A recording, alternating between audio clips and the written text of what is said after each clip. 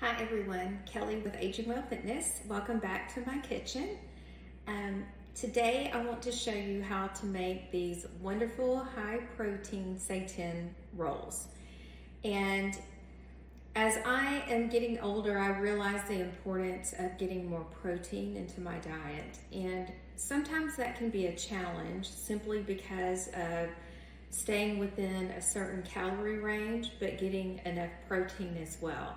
And that's why these rolls are so wonderful, because each roll has approximately 30 grams of protein with only 6.6 carbs and 2.6 grams of fat. So those are wonderful macros.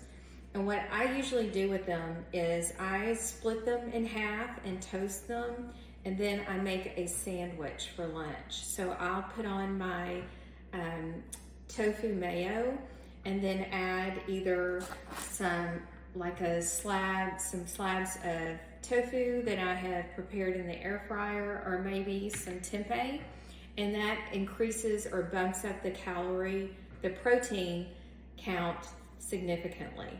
So that's what's been working for me.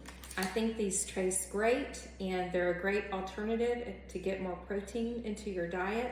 So I want to share that with you today. So let's get started.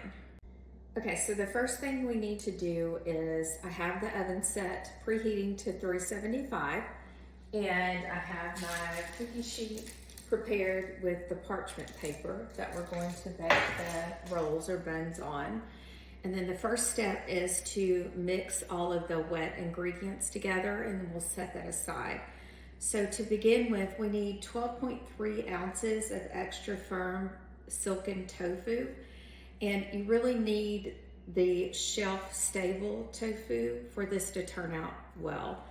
And this box is only 10.9 ounces, and we need 12.3. So I had to take a little bit from another box, and that's fine, because then I'll use the remainder of that to make some tofu mayo for my sandwiches.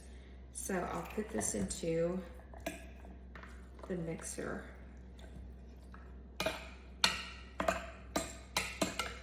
And again, this is Mori New Silken Tofu. Most grocery stores have it. And then here's our little bit of extra that we needed. And then next we'll add unsweetened soy milk. And this is 3/4 of a cup and a tablespoon. Oh, and by the way, I'll have all of the recipe ingredients in the description box, so you can check that out to get the recipe. Okay, so now I'm going to blend this.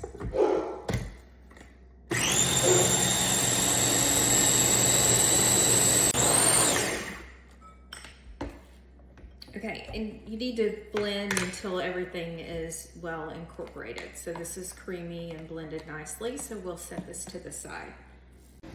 Okay, next we will mix the dry ingredients, and the first thing we need, 2 cups of vital wheat gluten flour. And I bought Bob red milk at my local grocery store. So let me spoon out 2 cups of this.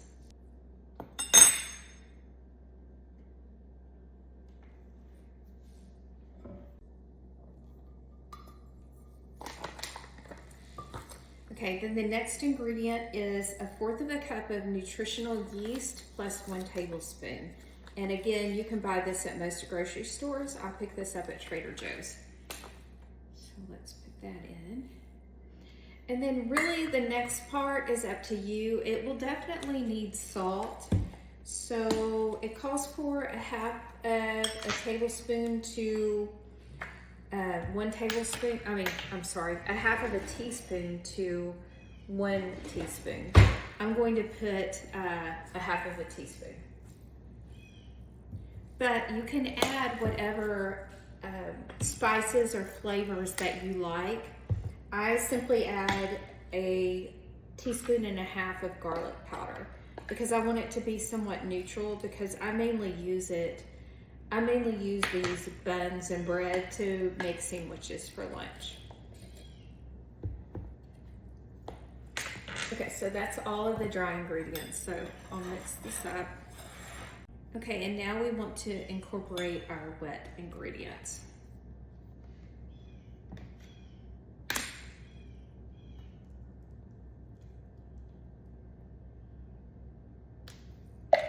And we want to scrape this out to make sure we get all of that in. So now we're stirring in our wet ingredients into the dry. And we just want to get it incorporated nicely. It will be just a wet, sticky dough. Okay, now that all of that is stirred together and incorporated, you literally just plop these out onto the cookie sheet. You want to try to get them all about the same size. This one may be a little big. And this recipe makes 8 rolls. And they look rough and not very pretty, but as they bake up, trust me, they turn into round buns that brown up very nicely.